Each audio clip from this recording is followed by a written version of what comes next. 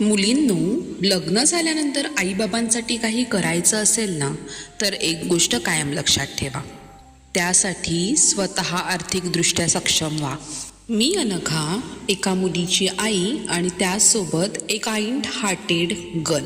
एक मुलगी म्हणून आणि उत्तम माणूस म्हणून आज प्रत्येक मुलीशी मनापासून एक गोष्ट बोलायची आहे.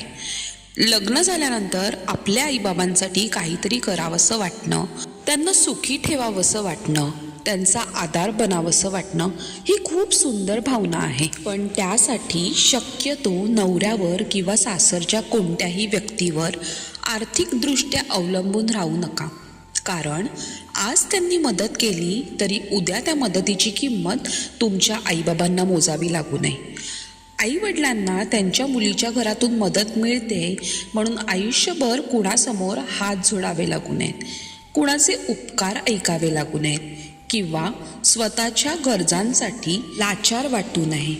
आईबाबांना आधार द्यायचा असेल तर आधी स्वतः आधार बना. तुमचं शिक्षण, तुमचं करिअर, तुमचा व्यवसाय, तुमची कमाई याला लग्नानंतरही आणि त्याचसोबत तुम्ही एक आई झाल्यानंतरही तितकंच महत्त्व द्या. कारण मुलगी लग्नानंतर दुसऱ्या घरची झाली तरी ती आपल्या आईबाबांसाठी परकी होत नाही. आणि समाजालाही एक गोष्ट मला खूप मनापासून सांगायची असते, जी मी माझ्या व्हिडिओमधून नेहमीच सांगण्याचा प्रयत्न करत असते.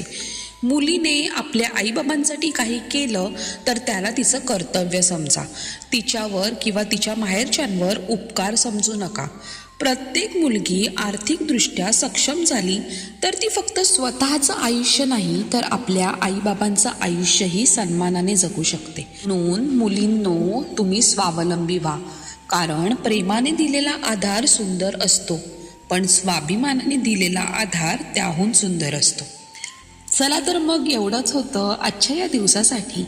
कसा वाटला व्हिडिओ मला कमेंटमध्ये नक्की सांगा. आणि माझा विचार आवडला असेल तर कमेंटमध्ये कळवायला अजिबात विसरू नका. भेटूयात पुढच्या व्हिडिओमध्ये. तोपर्यंत बाय बाय. काळजी घ्या.